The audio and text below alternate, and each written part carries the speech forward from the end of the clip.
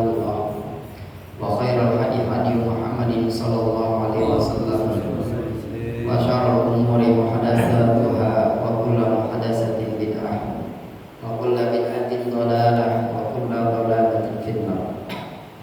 Bismillahirrahmanirrahim.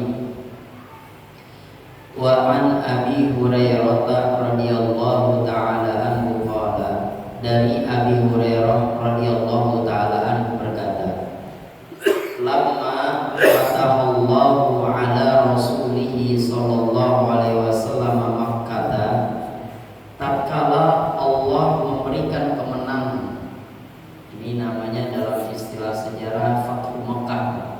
Jadi kemenangan penduduk Mekah yang dulu ceritanya di zaman Nabi ketika lahir itu kan diserang sama pasukan gajah, ya, sampai dihancurin sama biang-biangnya. Ya, ketika Futuh Mekah ini bangkit, menang, ada Rasulullah SAW Mekah terhadap Nabi SAW di kota Mekah. Qala Rasulullah sallallahu alaihi wasallam binnas. Lalu Nabi sallallahu alaihi wasallam berdiri di tengah para manusia, para sahabat. Fahamidallaha wa asna alaihi. Kemudian Nabi memuji Allah. Ini menjadi syarat, Pak. Khutbah itu memuji Allah dulu. Kalau ada khutbah bila khusus khutbah Jumat, nggak pakai muji Allah, kagak sah Jumatnya. Makanya kalau khotib lagi khutbah dengerin, jangan tidur. Cuma tidur, pas bangun-bangun, masa apa ini kagak pakai khutbah? Bukan kagak pakai khutbah, lu bangunnya pas waktu udah habis, baru langsung sholat, jadi gak dengar ada khutbahnya. Khutbah Jumat, Pak, itu harus pakai bahasa Arab ininya, rukunnya. Agak boleh pakai bahasa Indonesia. Satu, puji Allah, pakainya segala puji bagi Allah Tuhan semesta alam, pakainya gitu, alasan harus pakai alhamdulillah, alhamdulillahillazi arsala rasulahu bil huda wa dinil haq. Bebas dan belakangnya, yang penting pujian pada Allah. Nah, ini Rasulullah ketika Futuh Mekah, kemenangan Mekah, Rasulullah berdiri tuh di tengah-tengah sahabat, di tengah-tengah jamaah, berkhutbah. Dirinya ini, Pak, bukan semata-mata berdiri, berkhutbah. Apa yang Rasulullah pertama kali ucapkan? Fahamidallaha, memuji Allah. Yang kedua, Pak, yang namanya pujian punya Allah, bukan punya kita. Ini kadang-kadang kita dipuji bangga banget. Jangan pakai bangga, dipuji mah ntar kena syarul ain. Tahu syarul ain? Penyakit yang gak ada obatnya, Pak. Keburukan mata yang dilihat semata keindahan, mencapinya apa? Berlebihan. Padahal yang namanya pujian adalah punya Allah Subhanahu wa ta'ala. Bapak pernah nggak lihat bocah nih, cakep, dipuji mulu. Itu bocah kalau sakit mah dibawa dokter dan waras kan. Apa buat minta air sama ustaz, apa buatnya waras juga itu bocah. Itu obatnya satu, Pak. Pegang palanya, baca, masya Allah, masya Allah, masya Allah, waras insya Allah. Kenapa? Itu bocah lagi kena yang namanya syarul ain. Ini saya tegaskan sekali lagi bahwa pujian punya Allah, bukan punya selain Allah. Allah sudah terangkan dalam Al-Quran, alhamdulillah, pujian punya Allah, bukan selain Allah. Summa qala, kemudian Nabi bersabda nih, ketika Nabi berdiri di tengah-tengah tempat, di tengah-tengah jamaah, Nabi bersabda, seraya bersabda begini, Pak. Apa kata Rasul? Innallaha habasa an Makkah alfin. Sesungguhnya Allah melindungi kota Mekah dari pasukan berkuda. Luar pengen hancurin apa, Pak? Pasukan kuda. Siapa yang melindungi? Allah Subhanahu wa ta'ala. Siapa dulu tuh pemimpinnya? Si Abraha. Makanya ada tercantum dalam surah Al-Fil, alam tara kaifa fa'ala rabbuka bi ashabil fil. Tahukah kalian bagaimana Allah Subhanahu wa ta'ala memperbuat kepada pasukan-pasukan gajah?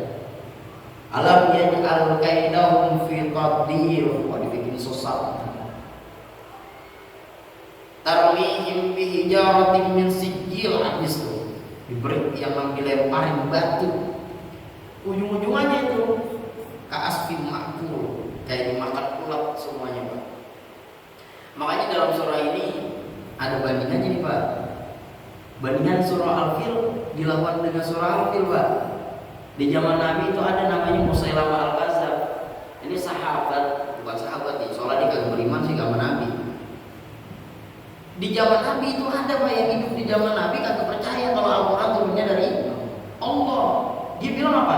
Quran itu sihir-sihir Nabi Muhammad, jangan pakai percaya. Apa kata Allah Subhanahu wa taala? Wa in kuntum fi raibin mimma nazzalna 'ala 'abdina. Jikalau kamu masih ragu-ragu nih, Al-Quran kami turunkan kepada Nabi Muhammad, faktu bi suratin min misli. Ayo buat Al-Quran. Buat seumpama kayak surah Al-Quran. Musailamah kagak tanggung-tanggung dibikin nyontek surah Al-Fil. Al-fil wa mal fil wa ma adraka mal fil lahu khurtumun tawil wa lahu zil. Jangan pakai dibaca di surah dalam sholat, kagak sah. Yes, Quran Musailamah ini Pak, versi dia nih. Mau nandingin Al-Quran, gajah apa itu gajah? Tahukah kamu tentang gajah? Gajah punya belalai panjang dan punya ekor. Itu ada dia tuh. Aku sama ini kata begitu juga kita jangan banget gajah yang bentuknya begitu. Apa buat bikin sakit? Ini petanda Quran memang otentik turunnya dari Allah Subhanahu wa taala. Ya Pak ya. Nah, ketika Allah Subhanahu wa taala melindungi kota Mekah dari pasukan gajah, bukan hanya itu, wasallatu 'alaiha rasulahu wal mu'minin. Allah memberikan kekuasaan. Kalau diberikan kekuasaan berarti beliau yang ngolah. Benar enggak? Kita kalau diberi kekuasaan siapa yang ngolah? Kita apa orang? Kita lah orang, kita diberi kekuasaan, diberi izin, dapat SK-nya nih. Wasallatu 'alaihim, dapat SK dari Allah nih. Ya. Dari atasan SK. Nih, kerjakan sesuatu. Ini Allah Subhanahu wa taala memberikan sebuah kekuasaan, diberikan SK Nabi Muhammad sallallahu alaihi wasallam wal mukminin, dan para orang-orang mukmin. Apa maksudnya? Maksudnya ini adalah sesungguhnya Rasulullah sallallahu alaihi wasallam dan orang-orang mukmin masuk kota Mekah jihad fisabilillah, perang. Itu SK diperbolehkan Pak. Ini khususnya Nabi doang Pak. Khususnya Nabi, bahwa di kota Mekah boleh peperangan. Nabi, kalau orang nggak boleh, haram.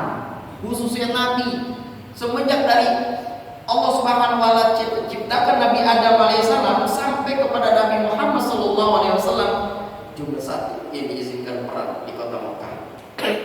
Siapa Pak? Nabi Muhammad sallallahu alaihi wasallam. Bila kagak. Ini khususnya Nabi. Wa innaha lam tahilla. Di kota Mekah itu Pak kagak halal, kagak boleh li ahadin qabla, li ahadin kana qabli. Enggak boleh tuh perang sebelum Nabi Muhammad sallallahu alaihi wasallam. Enggak dapat izin Pak. Cuma Nabi Muhammad sallallahu alaihi wasallam dapat izin. Yang dihalalkan, diperbolehkan oleh Allah Subhanahu wa taala. Dan itu pun ada waktunya, kagak 24 jam. Apa waktunya? Wa innama uhillat li sa'atan min nahar.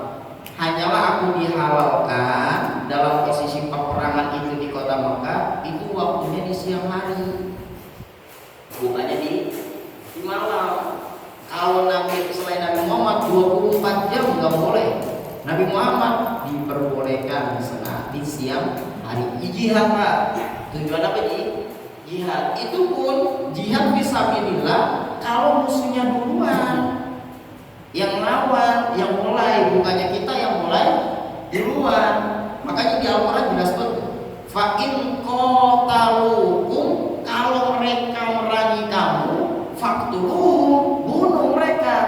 Bukannya uqtuluhum, bunuh mereka. Enggak begitu Quran perintahnya. Kalau mereka duluan yang mulai, baru. Makanya nanti ada hadis Nabi yang bunyinya itu gini Pak, wa izas tanfartum fanfiru. Kalau kalian diminta perang, perang. Ingat, diminta perang. bukannya perang. Kalau kita diminta apinya, berarti kan ada lawannya yang meminta kita, yang mulai duluan. Maka kata Nabi, fanfiru, jangan pakai kabur. Alasan banyak banget, si baru nikah buruk, harinya ntar mati lagi tewas. Jangan pakai fanfiru, langsung berangkat perang, ya, berjihad fisabilillah. Itu keistimewaan Nabi itu. Wa innaha lan tahilla li ahadin ba'di. Yang namanya Mekah ini ya tidak dihalalkan bagi seorang setelah Nabi. Sebelum Nabi enggak diperbolehkan, entah setelah Nabi pun tidak diperbolehkan yang namanya peperangan di kota Mekah. Itu enggak ada, enggak diizinkan sama Allah Subhanahu wa taala. Maka ketika kita nanti berada di kota Mekah, maka kata Nabi sallallahu alaihi wasallam pertama, fala yunaffar sayuha, jangan kita berburu, kita ngejar-ngejar buruan. Orang kita kebiasaan sih di kampung sering ngejar-ngejar binatang, nyelpetin, ya, ngejar-ngejar binatang. Ntar di sana apa kuat dilakuin lagi? Haram. Gak boleh kita berburu binatang ketika ada di kota Mekah. Satu. Kedua, wala yuhtala syawwa, jangan makin dipatahin kalau kita nemu pohon berduri. Ada pohon nih, ada durinya, buat dipatah-patahin. Buat ngapain? Buat ngambil gigi. Apa nyempil makanan ini besar, enak banget habis makan. Biasa kita begitu ya, kalau kagak ada tusuk gigi, cari dah, ini kira-kira tajam mana? Nah, ada duri dipatahin. Ini soalnya jangan makin begitu pantar. Ya, ketika ada di kota Mekah jangan pakai. Pertama, jangan pakai tuh ngejar-ngejar buruan. Yang kedua, jangan pakai mata-matain duri yang ada di sana. Yang ketiga, wala tahillu saqitatuha illa limunsyidin. Enggak halal juga nih ketika nemu barang-barang yang jatuh atau barang temuannya, jangan pakai diambil. Ini kebiasaan dulu sih di kampung, nemu barang buat diambil, disimpan di rumah, dipakai. Di sana mata kalau udah nemuin cuek aja Pak, kalau pernah gak tahu. Sekalipun segepok duit, biarin sekalipun segepok, jangan pakai diambil. Ini kita lagi jalan nih, ya kan? Lagi jalan nih, ibadah. Tiba-tiba lihat koper Pak, pas buka udah duit semua isinya. Biarin, jangan pakai diambil. Saya pesan ini kalau nggak diambil, jangan pakai diambil. Wala tahilu kagak halal. Gimana habis pulang dari sini kita belajar di Tanah Abang, jangan halal, nggak halal itu, haram hukumnya. Boleh kita ambil, boleh juga, cuma syaratnya, ada syaratnya. Illa limunsyidin, kecuali kalau ente ambil, ente umumin. Pengumuman ada yang kehilangan koper kagak, enggak usah pakai disebut merek koper warnanya apa, ngomongnya begitu. Ada yang kehilangan kagak, jangan pakai disebutin mereknya. Kalau mereknya disebutin banyak banget yang ngaku. Wah saya itu koper saya, jangan pakai disebutin. Ini salah satu nih Pak, tata cara mengumumkan barang yang hilang. Jangan pakai disebutin ciri-cirinya secara detail, ntar banyak yang ngaku. Boleh kita ambil ketika kita lagi keadaan ikram, boleh kita ambil nih Pak barang temuan dengan syarat ada niat untuk memberitahu, ngomongin. Kalau nggak ada niat, saya ribet banget ini, ya udah jadi ambil, lewatin aja udah. Ini buat diambil, karena disempilin juga dikit. Kalau nggak diambil, buat ngomong ntar sama teman dah. Tadi gue nemu koper yang di samping, kita kesana lagi, teman jadi ngambil. Kalau itu, nggak boleh. Dibolehkan asal diumumkan. Kalau nggak diumumkan nggak halal. Maka wa man qutila lahu qatilun fa huwa bi khairin nadharaini. Jadi kalau ada orang yang dibunuh, maka dikasih pilihan nih Pak, sohibul musibahnya. Bi apa namanya? Bi khairin nadharaini, dua. Mau kisos apa mau denda? Dikasih pilihan Pak. Jadi kita kalau bunuh orang nih sembarangan ini, dalam hukum Islam ada dua pilihannya. Nyawa, bayar nyawa atau bayar denda. Ini maka ada di penjara. Habis kan kasus ketembak, ya. Lagi viral Pak ini ya. Ya. Jadi kalau dibunuh cuma dua pilihannya Pak. Orang dibunuh nih, pilihannya cuma dua. Kalau kagak denda, bunuh lagi. Itu dalam Islam. Karena kita tinggalnya di apa namanya di bawah undang-undang dasar, susah untuk menerapkan peraturan Islam. Faqala Abbas, berkata Imam Abbas, kata Imam Abbas, illal idhir ya Rasulullah, boleh nggak kalau tumbuhan izhir saya cabut? Karena kata Nabi tadi kan, jangan pakai kita matahin duri ya. Ketika kita di kota Mekah, itu di kota Mekah Pak, ada tanaman namanya tanaman idkhir. Nah, kata Ibnu Abbas, boleh jadi kalau tanaman idkhir saya ambil, karena ini fa inna naj'alu fi kuburina wa buyutina. Ini kita sering jadi di rumah kita nih ya Rasul, sama di kuburan-kuburan. Apa kata Nabi? Faqala illal idkhir. Boleh dah kalau izin mah. Tanaman idkhir tahu Pak? Tanaman wangi. Emang kalau misalnya di rumah satu berbadanan, yang kedua buat orang kalau misalnya meninggal kan diamurin 7 rupaan. Di zaman Nabi maka ada 7 rupaan. Namanya idhir, ya kan? Satu sisi pakai pelepah korma. Nah kita kan kagak ada tuh idhir, mau di sini idhir namanya kagak ada. Adanya apa Pak? 7 rupa. Sebelum 7 rupa dulu itu ada namanya pakai kelapa. Beneran Pak ya? Lah saya kan orang kesinan Pak, Bapak kan orang Jawa nih kayaknya mah. Udah tuaan, maksudnya bener kan ya? Dulu pakai kelapa, bener Pak, pakai kelapa dulu. Kotek dah tuh batangnya, taruh di atas kuburan. Coba dah, kalau kita lihat buat apa itu? Buat ngadem? Bukan buat ngadem. Itu tujuannya Pak. Pohon kurma zaman Nabi atau pakai izin itu tujuannya itu selama belum kering, selama itu juga tubuhan itu bertasbih, istighfar. Buat siapa? Buat mayit yang mati di dalam kuburan. Nah kita itu alim pinternya mengkias dah tuh. Iya, kelapa korma mah kagak ada di kampung gua. Apalagi izhir adanya sono doang di Mekah. Dan di sini kagak ada, pakai tuh yang namanya kelapa. Ya dikias itu, kelapa kotek.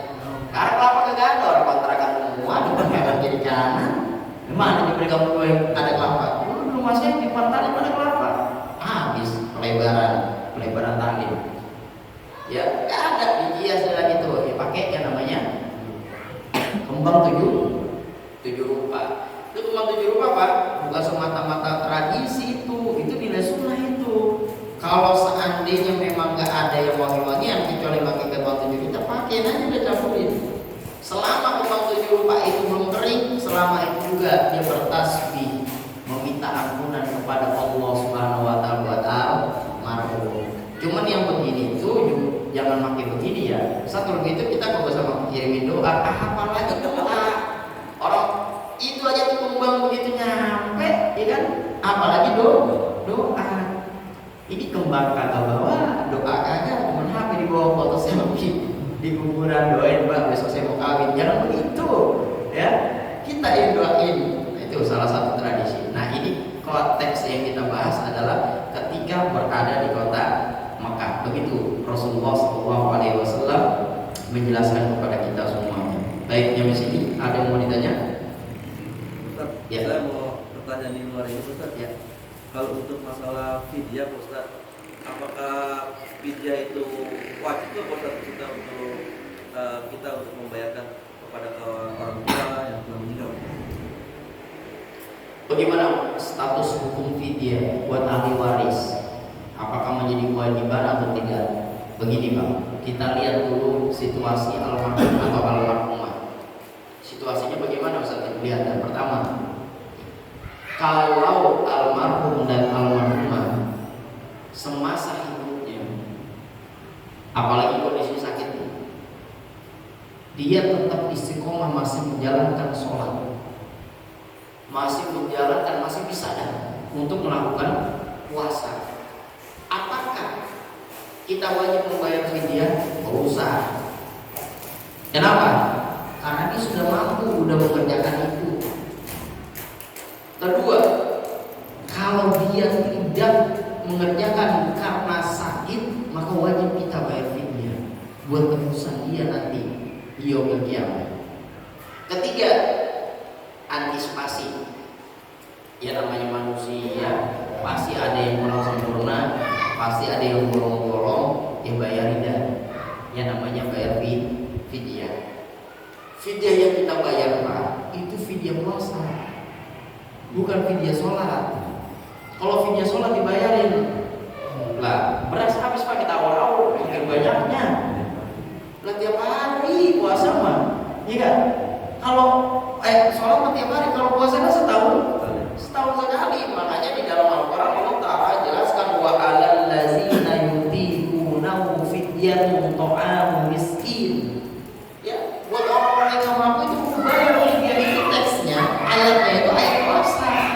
bukan ayat sholat. Maka kita selaku ahli warisnya, entah kita mantu, entah kita anak, lagi anak nih, ayo perhatiin orang tua kita. Jangan habis meninggal merdeka banget. Itu udah waris semuanya, bapaknya siang banget. Ya punya utang belum lunas. Utang apa? Puasanya, ibadahnya, atau utang-utangnya. Itu dulu kelarin, kelar semuanya. Baru pembagian warisan, bukan mikirin takdir 1, 2, 3 sampai 7 hari terus. Jangan langsung dipecah dulu, atau mau dipecah tapi ada sisi bagian buat almarhum dan almarhumah. Itu kayak baik. Ada lagi? Tadi misalnya waktu kita berada di kota Mekah itu kan ada binatang yang boleh dibunuh itu. Nah di sana kalau dulu gimana itu Ustaz? Ternyata kita dianjurkan cicak atau nyamuk gitu ya. Dimakan boleh nggak Ustaz? Baik, kita sudah bahas terkait tentang masalah hadis Nabi Sallallahu Alaihi Wasallam yang bunyinya khamsun minad dawa kulluhunna fawasik yuktamna fil hilli wal haram. Boleh. Ada 5 binatang yang boleh kita bunuh, Pak, dalam kondisi hil halal. Kayak kita ini kan kondisi halal nih. Di kampung gua kan gak ada tanah haram. Ya kan? Ada kok itu tanah haram, tanah babanya gak boleh dijual, yang haram itu gak boleh. Kita ini dalam kondisi yang memang kategori di dalam Quran hadis kagak ternas bahwa kampung gua ini tanah haram. Enggak ada dalilnya, ada enggak di dalam Quran kampung gua tanah haram. Artinya di kampung kita ini bebas lah kita mau guna apa juga.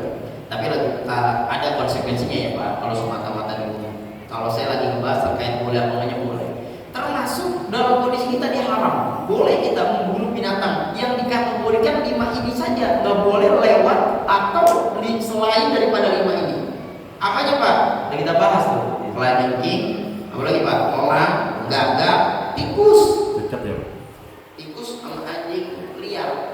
Ya liar itu nggak termasuk anjing aja. Kalau di sana ada macan, ada serigala, liar juga boleh kita bunuh. Di sini cicak kagak ada bahasanya Pak. Nyamuk kagak ada, cicak kagak ada. Kobra tuh masih liar termasuk. Ya kalau masalah cicak mah hukum cicak Pak. Emang sih ada hadisnya, emang ada hadisnya membunuh cicak wazan namanya. Cuma yang setahu ana itu manakala mengganggu ya. Kalau masalah cicak mah ya mengganggu baru kita bunuh lah. Kalau dia cuma nempel langsung masuk ke atas mau biarin aja, apa dibunuh. Sunnah Nabi Pak. Dibacanya hadis cuma begitu doang. Jadi bukan semata-mata sunnah, itu memang ada sebabnya kan ya. Gitu. Kenapa emang cicak itu diperboleh dibunuh? Karena pada zaman Nabi Allah Ibrahim alaihissalam, ketika Nabi Ibrahim dipanaskan tuh Pak, dibakar itu semua binatang pada ngebantu Nabi Ibrahim untuk dipadamkan apinya ini biar kagak keluar-keluar. Cicak doang malah nyuruhin biar keluar, biar apinya gede. Makanya disitulah tuh diperbolehkan membunuh cicak, tapi di sana yang saya baca kalau mengganggu, kalau nggak mengganggu mah biarin aja. Baik, ada lagi Pak? Tadi tentang masalah Nabi hanya Nabi di kota Mekah yang bisa berperang. Itu yang para sahabat saja. Para sahabat Nabi itu bukan di Mekahnya Pak, bukan di Mekah ketika dia berperang, di luar itu. Di luar kota Mekah. Selama di kota Mekah mah cuma Nabi Sallallahu Alaihi Wasallam yang diperbolehkan oleh Allah Subhanahu wa Ta'ala. Makanya di dalam saranya itu sampai dikatakan wa innaha lan tahilla li ahadin ba'di. Setelah Nabi juga gak ada, fa huwa haramun bi hurmatillah ila yaumil qiyamah, sampai hari kiamat diangkat. Itu pun Nabi ketika diizinkan berperang di kota Mekah itu dalam waktu yang diberikan oleh Allah sa'atan minan nahar, waktu di siang atau malam kita boleh. Ini bertanda bahwa tanah haram itu benar-benar, jangankan perang, motek pohon aja kagak boleh, berburu binatang kagak boleh, apalagi sampai penumpahan darah, dosa ya. Makanya dulu waktu Abi habis pulang haji pernah cerita, memang benar-benar dikatakan haram, jangankan membunuh, ngomongin aja langsung kasih itu dibalas nih. Ngomongin orang hal yang buruk, misalnya kita katain, kan kita banyak kayak ketemu orang misalnya di sana, Ini kok orang bau banget badannya. Itu cash bayarnya Pak. Langsung itu seharian akan nyium bau terus. Kalau belum istighfar minta maaf pada Allah Subhanahu wa taala. Itu baru kita gosipin orang seperti itu. Bagaimana lebih daripada itu? Main di tanah Arab udah yang mulut kalau emang susah untuk zikir capek diem. Kalau nggak ya ngomil apa kayak kalau nggak bisa juga nyiwak itu dapat pahala tuh ya. Kalau udah zikir aja pada Allah Subhanahu wa taala baca Quran aja udah. Kalau emang nggak bisa berat juga udah baca Rabbana atina fid dunya hasanah wa fil akhirati hasanah wa qina, banyakin baca itu Pak. Baik, ada lagi? Ya. Itu masalah barang jatuh atau sampah berbeda itu ada musimnya. Bahkan kalau ada kembalikan, tapi di sana masih ada jamret, itu masih ada jamret. Gimana? Masih ada jamret? Ya. Jamret kita? Ya. Bukan ini, itu satu jam, satu kilometer jamret itu. Yo. Buat tapi di jamret. Orang di kita aja jamret buat kagak boleh, apalagi di sana. Udah berat tuh rumahnya. Beneran Pak, kalau di sini satu jam aja. kalau di sini tuh ya bernilai, misalnya bernilai. Kita ngomongin bernilai ya, yang diambil bernilai. Itu paling dipukulin kalau ketahuan. Bener nggak? Kalau di sana bernilai, ya Allah, udah faktoku dipotong Pak tangannya. Makanya kebiasaan buruk yang makin dibawa ke sana udah ribet keluarnya. Lah iya, kalau dia mencuri barang itu barang yang bernilai Pak, bukan semata barang yang recehan ya. Bukan misalnya mencuri pulpen, lah jangan makin dipotong di sana Pak. Kenapa? Karena ada takaran dalam fikih. Setahu saya itu minimal harganya 1 jutaan Pak. Kalau dirupiahin baru faktor potong. Kalau masih gope Pak 10.000 enggak nyampe, level 2.500 enggak nyampe potong. Memang setidaknya walaupun enggak nyampe dipotong pun jangan sampai mencuri. Kenapa? Itu perbuatan buruk. Apalagi penjara kayak begitu, nauzubillah. Kita itu ibadah. Makanya saya katakan waktu awal pembahasan kita mulai apa sih haji itu Pak? Qasdun nusuk lil ibadah, benar-benar ibadah, bukan selfie dan bukan konten dan bukan bikin video, apalagi ngejamret ada niatan. Ya, makanya salah satu tanda orang yang hajinya makbul, yang mabrur itu ketika selepas pulang haji ibadahnya meningkat. Itu salah satu tandanya salah satunya. Jadi kalau misalnya makin doyan sama gaplek, wah dipertanyakan ngapain dia bisa main dia gaplek sama judi juga main. Saya mau nanya Ustaz. Kalau di atas kuburan itu banyak berbot. Nah terus dulu ada mamang saya berselisih, dia pernah ngaji rupanya katanya nggak boleh dicabutin rumput itu, katanya rumput itu berzikir di atas kuburan. Cuma dong bersihin, dia selek dari istilahnya di omel memang dong mengape. Jadi katanya kuburan dia katanya rumputnya jadi cabutin gitu. Saya rumput itu nggak boleh juga tadi untuk berzikir, bisa juga gitu ya di atas kuburan itu. Saya pernah bahas itu. Abi kuburannya Pak di saya itu numpuk. Orang kalau lagi numpuk balapan, makin banyak. Saya pesen tuh sama yang mamang-mamang kalau seandainya mau bersihin jangan dicukur botak. Saya bilang gitu. Boleh deh dicukur botak, cuma sisain dikit. Emang kenapa? Emang ada hadisnya Pak itu Pak terkait tentang masalah tumbuhan itu kias ya, hadisnya kias sama tadi itu sama pembahasannya. Itu selama tumbuhan itu tumbuh, itu selama itu juga berzikir, apalagi tumbuh loh. Itu yang namanya kembang 7 rupa kan nggak tumbuh Pak, cuma sekedar ditaburin. Itu aja masih kuat bisa zikir, apalagi yang tumbuh. Makanya kita nih kalau punya saudara yang udah nggak ada, tanamin Pak. Coba dah kadang-kadang kalau kita lihat orang di kuburan nih, kadang-kadang kan di kuburan sebelah ada pohon nih tinggi-tinggi, dibelah tuh pohonnya, ditancepin. Itu tujuan apa? Biar tumbuh. Tak kalau udah gede-gede udah biarin. Kalau yang mau dirapihin, apa saja, jangan makin dihabisin. Emang kalau dihabisin nggak apa-apa juga, cuman kan kesian. Emang kita setiap saat apa ngirimin doa, bener ya? Nah, kita ngirimin doa itu juga kalau lagi mau punya hajat. Nah kalau misalnya tunggu terus, dia kan setiap saat ngirimin fatihah, ngirimin istighfar, doa, tasbih.